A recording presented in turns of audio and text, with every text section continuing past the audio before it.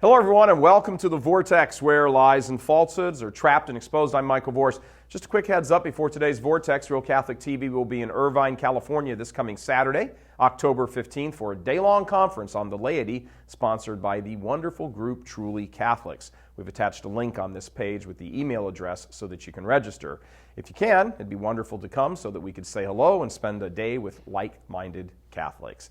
Now, the issue at hand. So the National Conference of Catholic Bishops in the United States has released its document for Catholics on voting. It's called Faithful Citizenship, and it's little else than a warmed-over copy of what was released in 2008. The only good thing about it is that according to a recent survey, almost no Catholics have even heard of it and even less pay attention to it. For that, we can be grateful. The knock on this document is that it is a compromise between the old liberal warhorse bishops who have spent their lives in the quagmire of conceptualized social justice issues and the generally more traditionally minded bishops, who are greatly concerned with actual social justice issues like abortion. As a result, things like abortion and racism get equated.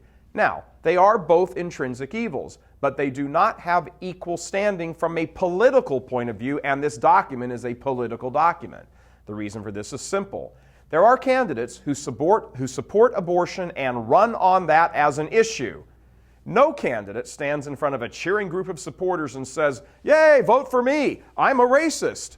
While racism is, of course, a legitimate moral issue, it is not a tangible political issue. And again, remember, this document from the bishops is about politics. There is simply no way to go into the voting booth today and pull the lever and vote for or against racism or candidates that support it. But there is a way to go into the voting booth and actually vote for a real flesh and blood candidate that supports abortion. And people do. And many of them are Catholics. And this is what the bishops should be telling people. You cannot vote for a candidate who directly supports an intrinsic evil. In the case of a competing candidate that supports a differing intrinsic evil, then the choice needs to be made looking at the next issues down the list. But it has never been the case in American presidential politics since Roe versus Wade that there have been two opposing candidates who both are pro-abortion. For the President of the United States we're talking about. To the extent that one is pro-abortion, that automatically excludes him from being worthy to hold office, much like a candidate who, for example, may have a great foreign policy plan, but is in favor of slavery. He would be automatically excluded. The Catholic mind makes distinctions, and the very first distinction that needs to be made when looking at candidates is this. Does the candidate support an intrinsic evil? If he or she does, game over. It's that simple.